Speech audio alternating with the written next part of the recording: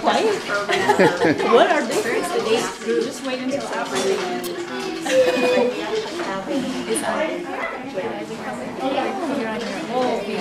be kind of moving there.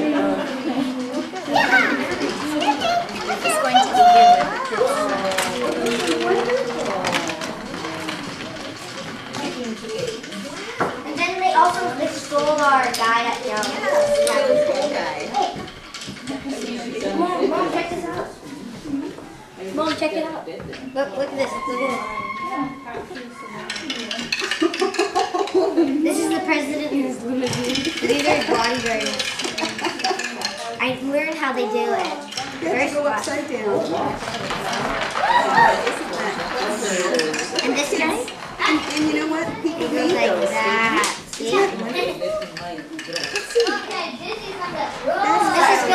I know. When they bought it, it was just plain to Mrs. Johnson. Oh, wow. We're gonna get here. Oh yeah, the president killer bodyguards are coming.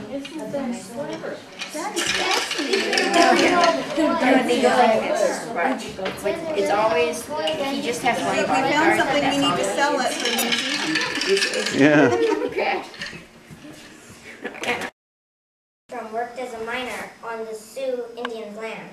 Kristen Nordstrom learned the Sioux language and even met Sitting Bull, the chief. Kristen Nordstrom also met Rain in the Face, the Indian who later killed Colonel Coster during the Battle of the Little Bighorn.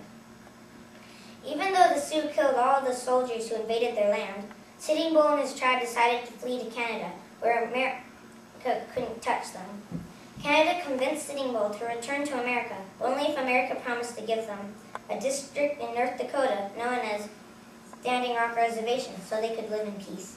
$8 million as payment, and a supply of food and clothing, plus other benefits.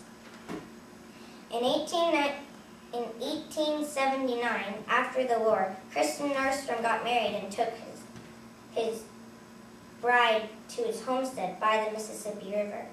In 1880, they had a son named George.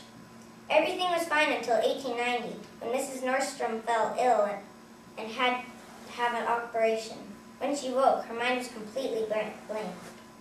Tragically, it remained blank forever, and she became a patient of the hospital for the rest of her days. At the Chicago World Fair, Kristen Nordstrom learned of a place called Vancouver Island in British Columbia and decided to start a colony there. He took his son George and his daughter Elfa Mary and started on his travels to Vancouver Island, where he started the settlement of Quatsino.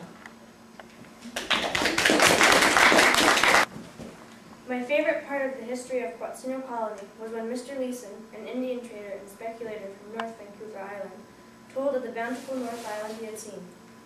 Frederick Christian and George Nordstrom were very intrigued about this. The Nordstroms had never been to northern Vancouver Island. Mr. Leeson spoke of the dwelling marine life such as salmon, whales, crabs, and clams, and the deer and the elk thriving in the forest. He spoke of trout in the lakes and the fresh water and lumber. He told of the many species of birds and other magnificent resources. Christian Nordstrom figured that this must have been the promised land of milk and honey. My favorite part of the history of Quatsino Colony book is when the settlers meet William Hunt, who is the caretaker of the place they are staying in Cole Harbor. He goes out hunting with Mr. Stramwood one day after Christmas, and they see a small flock of 4 geese. Mr. Stramwood shoots them all down before they could get away. It reminded me of our play, The Settler's First Christmas, where I was Mr. Hunt. I remember the scene where Carl, who played Mr. Stramwood, shot down all the geese. Leon was backstage and he threw some fake geese we'd made over the curtain and onto the stage. I don't think in real life Mr. Hunt and Mr. Stramwood were pelted with dead animals like we were. This is my favorite part of the book, and it was fun to reenact in the play. When the colonists first moved to Quatsino, they expected a promised land backed up by the Colony Act. For the first few years, things went pretty well, with the help of Captain Foote and the Colony Act. They were Things were really starting to look up when Captain Foote lost his life during the unfortunate crash of the ship he was temporarily piloting, the SS Highlander. A short time later, the Colony Act was abolished. There was no longer free land for colonists anymore. Neither could colonists partake in political matters or have any local control over resources. This ruined the chances for early homesteaders. But I think that if Christian Nordstrom were here today, he'd be proud to have started this community. And our second small presentation today involves the future business plans for Quatsino of these children. So they had the task of thinking about a future Quatsino with perhaps a few more people and what type of business they felt would be beneficial to the community. And then they were to go ahead and construct that building. And today they're going to present their models to you and a little bit about their business plan. Hannah. I would like to start and make an inn in Quatsino. So if there are tourists and such, they would be able to stay at a hotel and be able to just stay there for the night and have a bed and breakfast.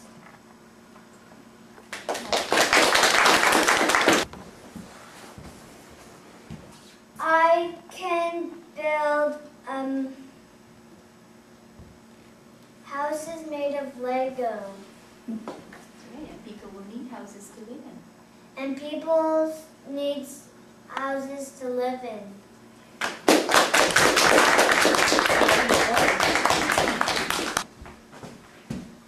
I think that a pancake house would be a good future business for Quatsino. Because if there's any visitors visiting Quatsino, then they will want something to eat. Because if they stay at the inn, then they can have it next door. Okay. I will surprise the berries. What's that? I will surprise the berries. Oh, Nagita will We go supply the partnership. For a business in Quatsino in the future is a general store. I think it'd be handy to have here so you wouldn't have to run to Port Hardy every week for just little things. And it has a satellite dish. Yeah. For power. Well, a future business I would think would be a larger Quatsino post office and slash bakery. Because if ever there were more people to move to Quatsino, the current post office is way too small to be of use. And also slash bakery, because who could resist 2 times a week, every week, going by delicious bakery goods?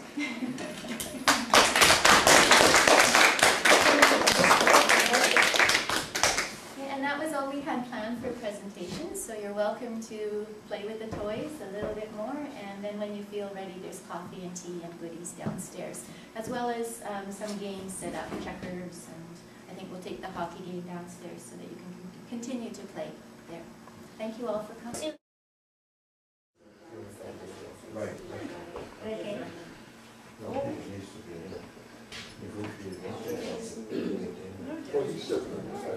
But you know what? Hannah, how does...